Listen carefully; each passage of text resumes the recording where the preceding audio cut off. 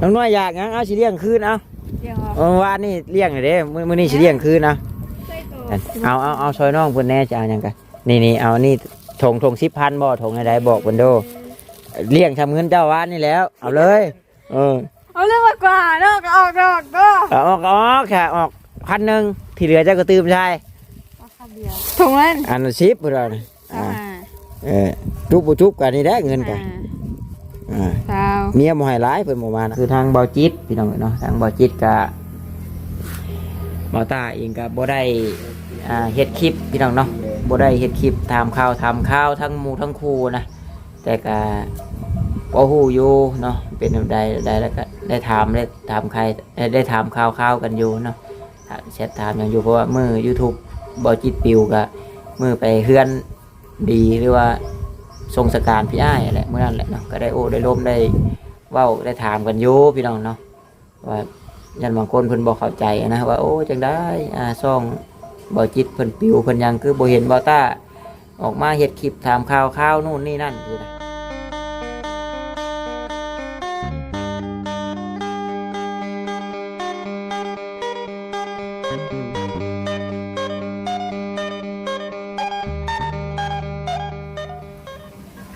น้อยลองเพลงที่ตัวถนัดใช่อยู่ FC เพิ่นเม่นมาแล้วเสียงหวานแจ๋วเลยว่าซั่นเนาะเสียงดังฟังชัดเลยไปมันเลยหนุ่มบ่มันคล้ายๆกันกับแนวแต่งหน้าแนวปัดหน้าอันบ่เขาเอิ้นคนปัดแป้งบ่เอาเห็นอยู่ได้พี่น้องเนาะผู้หญิงมักมีได้อันว่าเป็นนุ่มๆเป็นฟุยๆใช่นะเอาพี่น้องกันเนาะมาต่ออีกคลิปพี่น้องเนาะอยู่ทางบ้านเฮือนซานน้องน้อยพี่น้องเลยจบจากคลิปนี้ก็คือจะได้กลับแหละทางบ่ตาเองก็ได้พี่น้องเนาะพวมผ้าบ่ลงฝนบ่ตกนี่น้องน้อยฝนตกมาน้องเพิ่นแข่งเข้าไปเปียกเนาะก็ถามว่าบ่ได้ผ่านมากนี่ก็สิบ่ได้แวะดอกน้องเพิ่นมื้อนี้ก็ได้พี่น้องได้ขึ้นมากนี่ก็แวะก่อนซั่นพอบ่เสียเที่ยวพี่น้องเลยจังใดก็ขอกราบทักทายสบายดีเด้อพี่น้องเด้อเนาะ FC กันเบิดสุคนพี่น้องเลยบ่อยทางฝั่งลาวฝั่งไทยหรือทางต่างประเทศนำก็ยินดีต้อนรับเข้าสู่ช่องของบ่าวตาบ้านเฮาคือเก่าพี่น้องเนาะคลิปนี้ก็มีอย่างไรดอกพี่น้องเลยเนาะก็บ่าวตาลงคลิปก่อนๆเลยเห็น FC เพิ่นเม่นเนาะเป็นห่วงน้องน้อยหลายเรื่องเว้าถึงเกี่ยวแก่กับผู้บอกผู้บ่าวเนี่ยแล้วก็เพิ่นก็บ่อยากให้เว้าให้หยอกน้องน้อยนะแบบว่าก็หยอกผู้นั้นหยอกผู้นี้เนาะบ่มักว่าซั่นพี่น้องเอ้ยจักสิว่าจังได๋บ่ตาเองก็ได้จำสิบอกว่าโอ้ยเนาะเบิ่งแบบได้เบิ่งแบบเพื่อความบันเทิงเบิ่งเพื่อเป็นสีสันมันก็ผู้เพิ่นบ่เข้าใจเพิ่นก็แบบเป็นห่วงแล้วก็ซีเรียสนะแล้วก็เข้าใจอยู่ในมุมมองเพิ่นเป็นห่วงน้องเพิ่นแหละพี่น้องเนาะก็ดีใจที่หักแพงเนาะก็บ่มีหยังดอกพี่น้องเนาะน้องน้อยเพิ่นก็อยู่ดีมีแฮงปกติดีคือเก่าครบ32 52เลยเกินบ่เกินนะครับงูมาเรื่องหมู่คู่อีกก่อนพี่น้องเนาะคือทางเบาจิตพี่น้องเนาะทางเบาจิตก็เบาตาเองก็บ่ได้เฮ็ดคลิปพี่น้องเนาะบ่ได้เฮ็ดคลิปถามข่าวทั้งหมู่ทั้งคู่นะแต่ก็บ่ฮู้อยู่เนาะเป็นจังไดแล้วก็ได้ถามใครได้ถามข่าวกันอยู่เนาะแชทถามอย่างอยู่เพราะว่ามื้อ YouTube บ่จิตปิวก็มื้อไปเฮือนดีหรือว่าทรงสการพี่อ้ายแหละเมื่อนั้นแหละเนาะก็ได้โอ้ได้ล้มได้เว้าได้ถามกันอยู่พี่น้องเนาะว่ายันบางคนเพิ่นบ่เข้าใจนะว่าโอ้จังได้ซ่องบ่จิตเพิ่นปิวเพิ่นยังคือบ่เห็นบ่ต้าออกมาเฮ็ดคลิปถามข่าวนู่นนี่นั่นสินะนี่บ่ต้ากับบ่ได้เฮ็ดอะไรพี่น้องเนาะบ่ได้เฮ็ดคลิปว่าโอ้เป็นจังได้เฮ้ยไปซั่นสิบ่ได้เฮ็ดแต่ว่านอกจากอันนี้นั่นแชทถามอยู่พี่น้องเนาะแล้วก็ฮู้อยู่ ฮู้อยู่ก็มีแต่ว่าสู้ๆนะเป็นกำลังใจให้พี่น้องเนาะคือบ่ต้าว่าในฐานะคือหาบน้ำหาบในยังสิว่าสิไปเปลี่ยนหาบอันนี้แหละมันซอยจักสิซอยจังไดบ่ต้านะพี่น้องเนาะจำสิซอยเรื่องเงินเรื่องค้ำบ่ต้าก็มีโมหลายพี่น้องเนาะมีอยู่แต่ว่าพอได้กินในครอบในครัวเดือนแทบสิบ่ซ้นเดือนนะ ว่าสิช่วยตั้ง YouTube ให้ผลักดันนู่นนี่นั่นบ่ต้าแห้งแล้วเลยเรื่อง YouTube นี่ยอมพี่น้องเนาะแต่ละเก่าก็มีแต่อาศัยทั้งหมู่ครูแล้วก็อาจารย์ลาวเนาะพี่น้องเนาะเพิ่นเฮ็ดให้ตั้ง YouTube แรกๆนี่ก็โทรถามบ่จิตเพิ่นนี่แหละพี่น้องเนาะกับเรื่อง YouTube ยอมเลยพี่น้องเนาะยอมบ่ต้าก็จนปัญญาเด้อเรื่อง YouTube เด้อมีแต่ว่าจังใดก็เอ้าสู้ๆเป็นกำลังแห่งใจฮักแพงกันคือเก่าแหละพี่น้องเนาะมีแต่ว่าเอาตัวค่าตัวขายและเป็นหลักบัดนี้คือบ่คิดเองก็ได้ถ้าว่าพอมีทุนมีหยังก็เฮ็ดได้เสริมซ้ำฮอด90วันเนาะพี่น้องเนาะเมื่อยใจน้ำอุกใจน้ำโยว่าก็บ่ฮู้ว่ามื้อใดหันนะแต่น้องน้อยคือกันถ่ายคลิปกับพยายามบ่เว้าแบบแนวให้มันเป็นตาเพิ่นให้แหละช่วงนี้ AI เพิ่นมาแฮงจับผ้าจับหยังก็ระมัดระวังพี่น้องเนาะมีเตือนหลายสิ่งหลายอย่างมีแต่ว่ามื้ออื่นพี่น้องเนาะมื้ออื่นทางพอสร้างเราจะขึ้นมาอยู่ที่เฮ้ยเราว่าวันนี้เราหยุดทอวันอาทิตย์ดิซิเพราะว่าบอต้าว่าสิล่วงไปถามกะโลได้พี่น้องมื้อนี้แต่ว่ามันคือสิบ่ทันแล้วล่ะสิขับมันนะขับเพื่อกลับไปกลับมาอีก เห็นยุคนแชทมาสามมากินอันนี้ตับปลาเด้อปล่อยปลาเด้อเฮือนเพิ่นมีโต่งได้เนาะฝนตกน้ำโต่งน้ำหยังมันมีนะมันมากขอสาธุขอให้เบิดผ้าเบิดผลในเด้อเนาะจักอาทิตย์1 2อาทิตย์ซะเพราะมันมั่งกระบาบพี่น้องเนาะกระบาบเข้ากระบาบน้ำแล้วก็มันนี่แหละน้ำไห้น้ำหน้าแหละโอ้น้ำท่วมเบิดแหละคือพ่อแม่พี่น้อง FC เห็นนั่นแหละตึกสะดุ้งจะแซวน้ำอันกันไหนคณะจังหวะป๊อดเคยอยู่บ่หน่อยตึกสะดุ้งตึกปุ๋ยตุกปลาดูเคยบ่คือบ่ลองย่อเบิ่งแต่พอจันผัวน้อยโดดน้ำตื่มบ่ไม่เพิ่นเคินไม่เพิ่นหมุดลงไปเลยคือกันกับเจ้าว่าสิแก้เสือให้เพิ่นแหละแท้จริงเราก็อยากเว้าอยู่แล้วน่ะตั้งรับบ่ทันเด้เอาคืนบัดน้อยบัดมวยแก่กลัวบาดนี่ห้องใช่แล้วจนยะ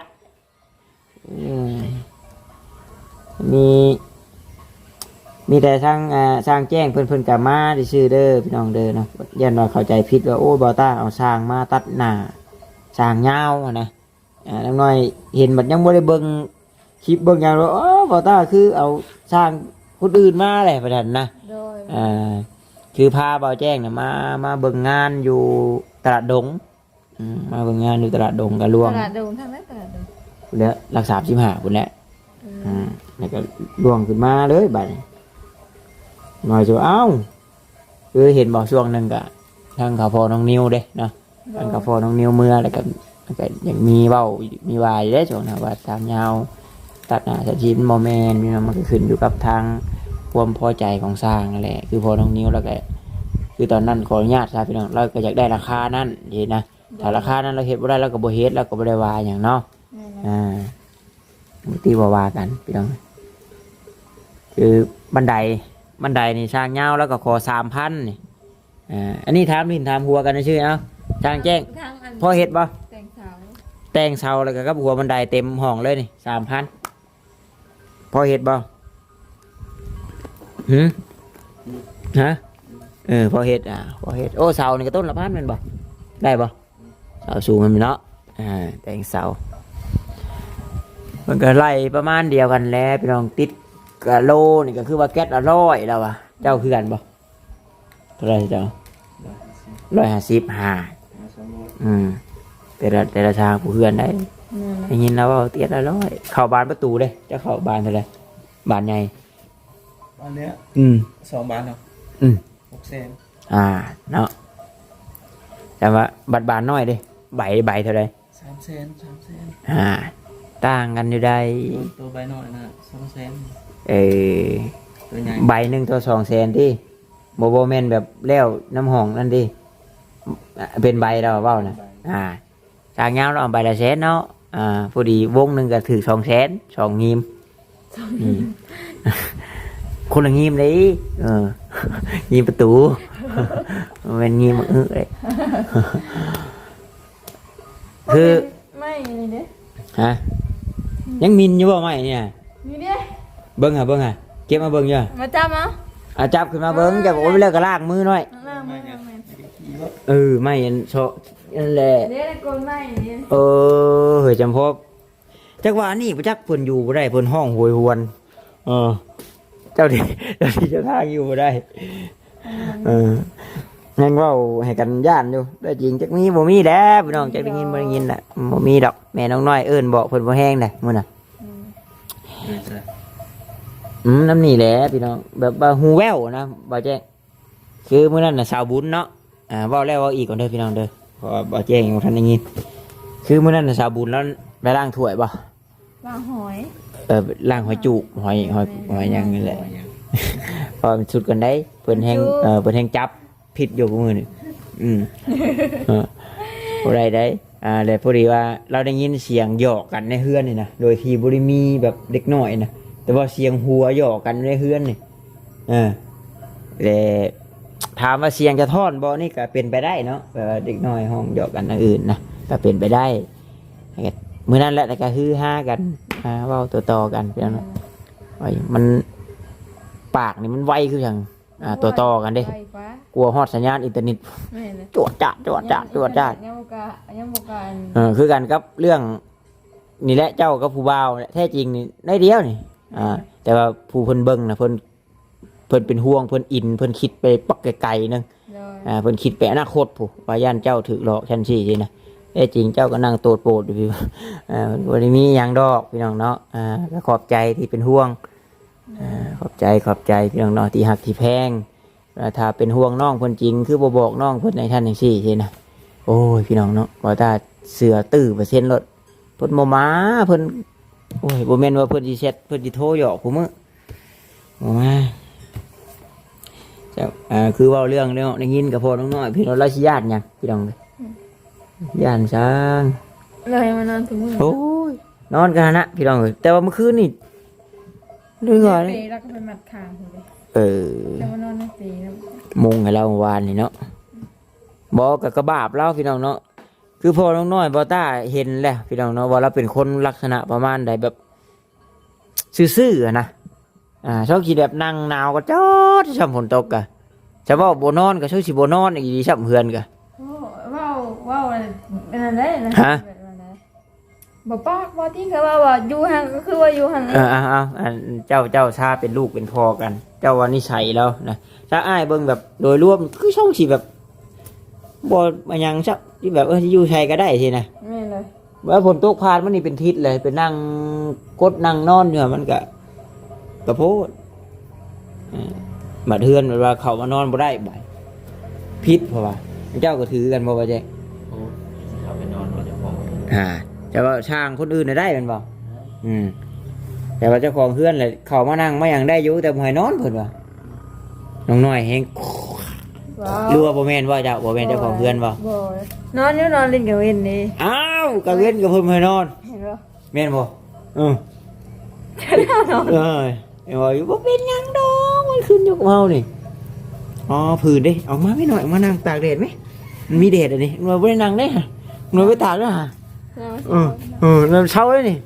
เนาะโอ้ มันจะเห็นแดด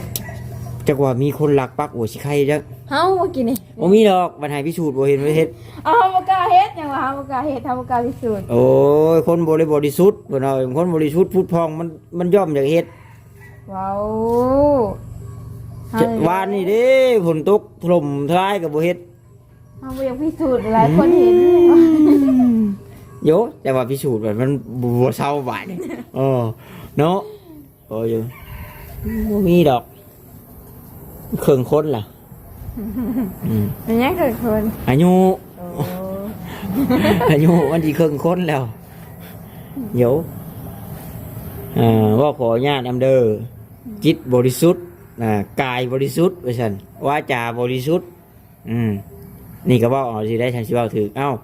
บริสุทธิ์และบ่อยบ่ด่าไผสินะกายบริสุทธิ์ก็คือแบบบ่ได้ยังอ้อๆอยู่นะยังบ่ได้สึก จิตก็เกลี้ยงปลอดใสดีบ่ได้คิดแบบอิจฉาบังเบียดผู้ใดสินะแบบเพิ่นว่ามันจังเป็นผลไหน โดย ชาติแบบมีแต่กิเลสในหัวเลยคือหลอมเอาครอบงำเลยบ่ได้เด้บ่ได้ครับพอแล้วไปหลักปลาไปกินเลยดิ จะ เจ้า ว่า เพชรได้จะนั่งอยู่นี่ จะว่าแม่นเนาะ เจ้าไปเสือครับว่า เนาะอย่าพอถอดเด้อน้องเด้อประมาณจัก บ่แล้วบ่อื่นนี่ก็ถอดแล้วแมลงก็ถอดเลยมาหลักถอดแล้วบ่ ว่าดอกแก้วก็บอกกระบาบ่กายไปบ่หันน้ำท่วมแปะๆนะ ยังเขาห้ามบ่ได้ท่วมเนาะ โอ้แม่นเล้เขาเจ้านาโคกเนาะก็ให้นาผู้ลองเพิ่นเงยแหน่ อ๋อพวกจะได้ไปซื้อนี่ ราคาเขาจังขึ้นบ่น้ำท่วม ราคา เขาห เขา ลาย จะขึ้น แต่บ่มีฮอดยามกดราคากันคือเก่า แม่นเลย ในช่วงนี้นี่ได้อยู่ได้ 7,000 ปลาย เขาอ่ะ 7,000 แล้วทำมือเขา 7,000 6,000จักว่าเดี๋ยวนี้ฮอด 8,000แล้วจักบ่เจ๊ฮอดบ่7,000 ปลายเบิ่งบ่แต่ว่าช่วงเขาไม่นะ5,000 ปลายมันอดบ่ได้บัดได้เข้าบ่ได้ขายบัด แม่นเลย แต่ว่าข้อดีก็คือนักได้อเขาไม่ แม่น นักเนาะเขาไม่แล้วมันนักโอเคอยู่ ได้แล้วทำมือ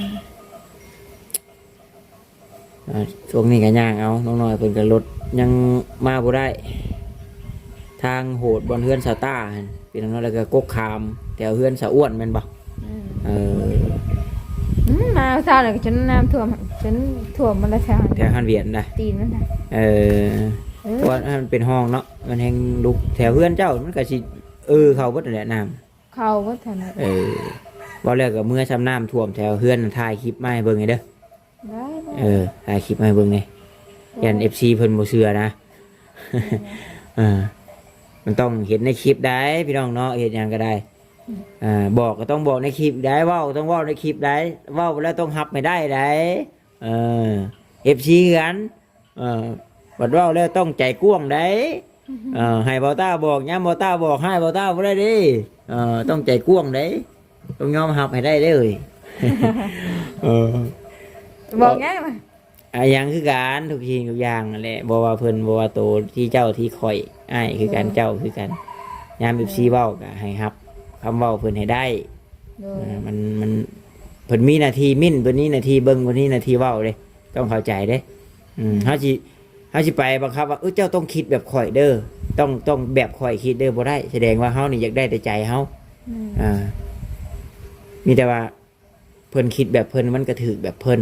นั่นแหละแต่ละคนก็คิด อันนี้บ่ได้เว้าหาดีให้โตได้พี่น้องเนาะมันความจริงได้มันห้ามบ่ได้ได้ตัวนี้นะ นั่นแหละ คิดแบบใดได้แบบนั้นพี่น้องเนาะถ้าคิดในทางที่มันดีมันก็ดีคิดบ่ดีแล้วก็อุกใจเด้มันเรื่องธรรมชาติมีแต่ว่ามื้ออื่นถ้ามันแดดหาคุจิโร่เด้อหน่อยเด้อเพราะวานนี่คักเลยวานนี่ปู้คิดยากอีกแล้ว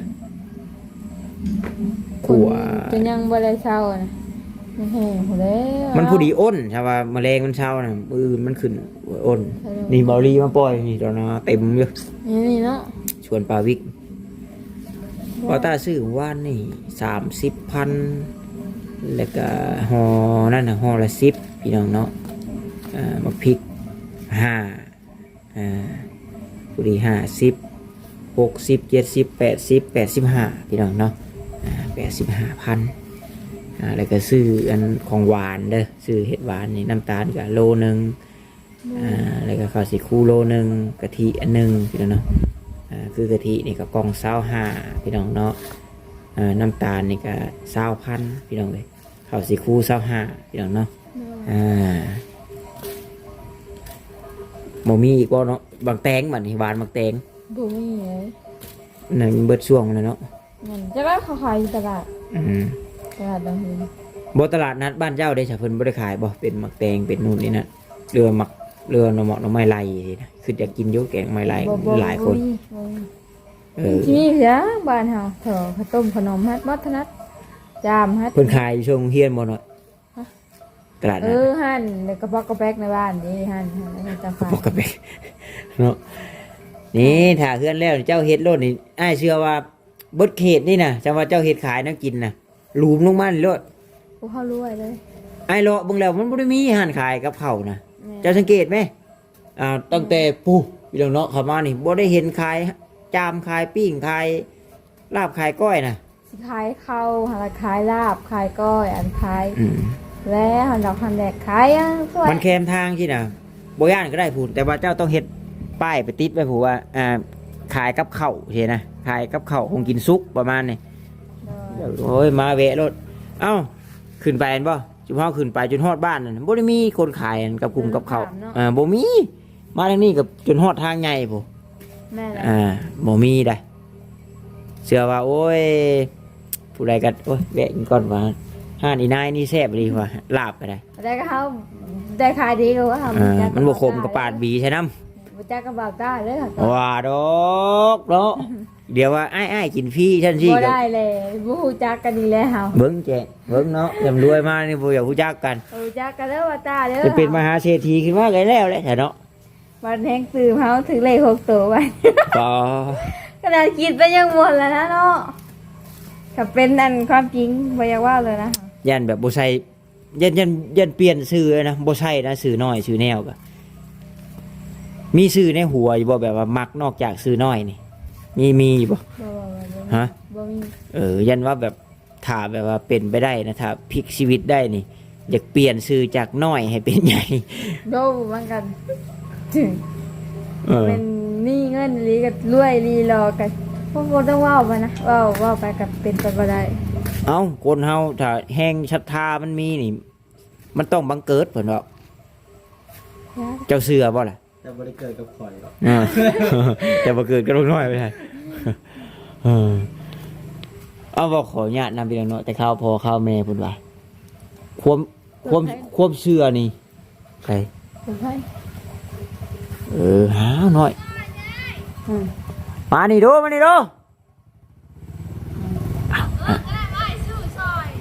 นะไป สิหยังอีก เด็กแล้วไปเบิ้งเพิ่นเอิ้นเด้อยู่หันแล้วง่อยลังงายฮะขายยังน้อง ขายแปลกขายฮักคูดินขายวุ้น บ่ได้ขายผู้เช้าแล้วบ่ ขายขนมจืนซื้อซอยแน่อายกะ อีกข้าวได้ขายบ่ บอ โอ้ ซอยแน่ ขายบ่แดกอีกปู๊ ใส่กรอบ น้องน้อยอยากหยังเอาสิเลี้ยงคืนเอา เดี๋ยวออก วานนี่เลี้ยงหน่อยเด้มื้อนี้สิเลี้ยงคืนเอา ใส่กรอบ ไปกอก แม่น มานอยู่บ่ฮะเจ้าเอามาหลายอยู่บ่มื้อเช้า เครื่องนี่ เออ เอามาลายอยู่อาย มานอยู่ฉันเอาซอยน้องเพิ่นแน่จะเอาหยังกันนี่เอานี่ถง10,000บ่ถงใดๆบอกเพิ่นโดเลี้ยงทำเงินเจ้าวานนี่แล้วเอาเลยเอาเรื่องมากกว่าเนาะก็ออกก็ ออกค่ะออก1,000ที่เหลือเจ้าก็ตื่มใช่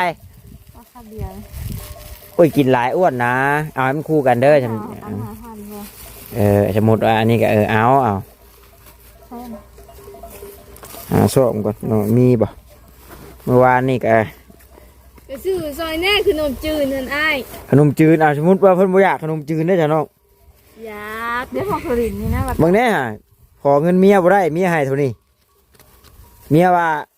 บ่ต้องเอาหลายว่าขอยบ่ได้ไปนำ เอาเนาะเอาอีกซองหนึงในขนมจืนเลยเอาจัง50,000ได้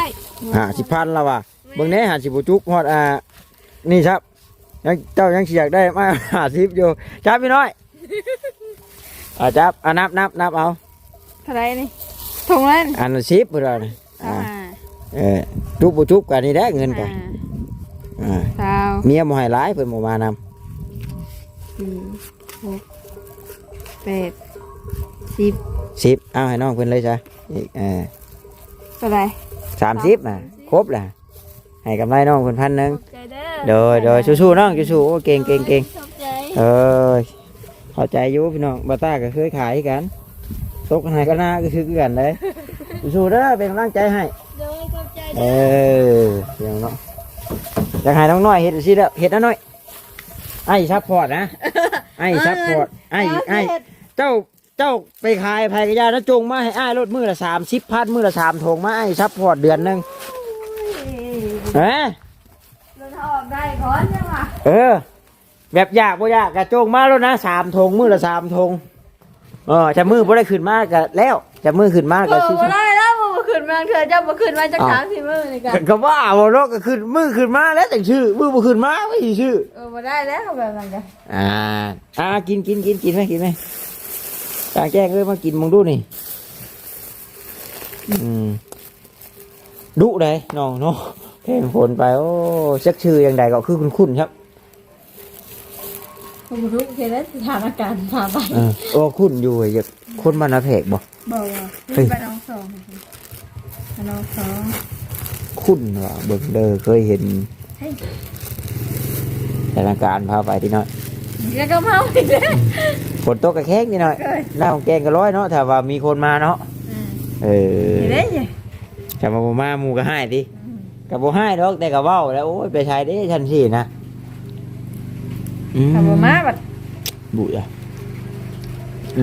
ว่าจะมีเว้าแน่แหละสิให้บ่ย่องเจ้าของเบิดมือก็บ่ย่องเนาะ มันก็หอมเนาะแล้วมากินเด้อ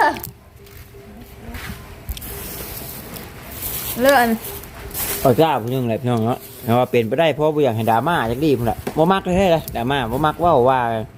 จะเป็นไปได้นะแต่ฮักสิห้ามมาคนย่องเฮาบ่ได้แม่นบ่ย่องค่อยแน่เป็นแบบว่าที่หามเขาผิดแต่ละคนบางคนได้แล้วเคยคิดว่าคือกันน้ำละล่าได้ครับอะไรอย่างนี้ ไอ้ดิพี่ตัวนี้น้องมีสีชันน้ำละล่าเนี่ยนะเพิ่นใส่อันเพิ่นใส่ผงวุ้นต้องกินมาก่อนบูดแล้วนี่เสียแล้วยังวะฝนตกเนาะสิบูดหรือเน่ากับโบตี้น้องเพิ่นดอกว่าน้องเพิ่นก็ฮับมาขายนั่นแหละเอ้าน้องแม่นเฮ็ดเองเนาะต้องตีแม่ค้าเพิ่นพุ่นแหละบัดแม่ค้ากับโบตี้เพิ่นแล้วเพิ่นเฮ็ดแต่เช้าผู้เจ้าขายนั่นเบิดพุ่นเบิ่งน่ะจน3 โมงเนาะ4 โมงไปมาไปขายทำเนาะเดือการแล้วกะเนาะ4 โมงอะเอากับเขาการเขาเรียกเอางานกันเนาะอาการแล้วอะเอาถือแกเราหัวจ่าวกันเด้อเอายังแล้วเอ้า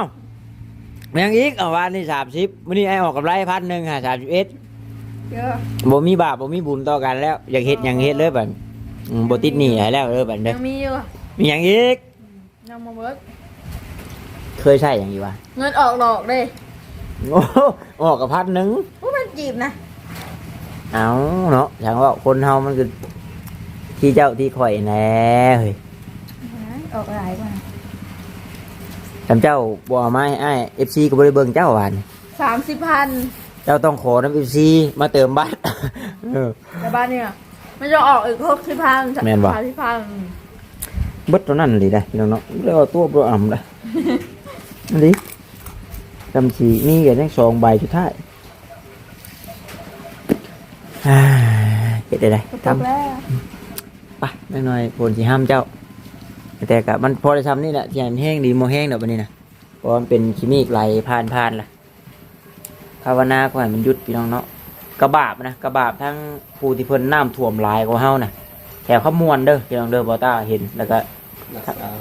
ทั้งสุยทั้งอย่างนี่ป๊อดมิดปลายเข่าเลยพี่น้องเนาะเห็ดนานะทุ่มเทเหือแห้งเห็ดสุดท้ายน้ำท่วมแปรย้อนภัยธรรมชาติทิศหนึ่งมันก็เรียบร้อยแล้วพี่น้องเนาะน้ำท่วมมาทิศหนึ่งเปื่อยเป็นปุ๋ยละบริกินละปะเป็นกำลังแห้งใจให้เนาะกับพี่น้องผู้ที่ประสบภัยน้ำท่วมขอให้วิกฤตนี้ผ่านพ้นไปด้วยดีพี่น้องเนาะ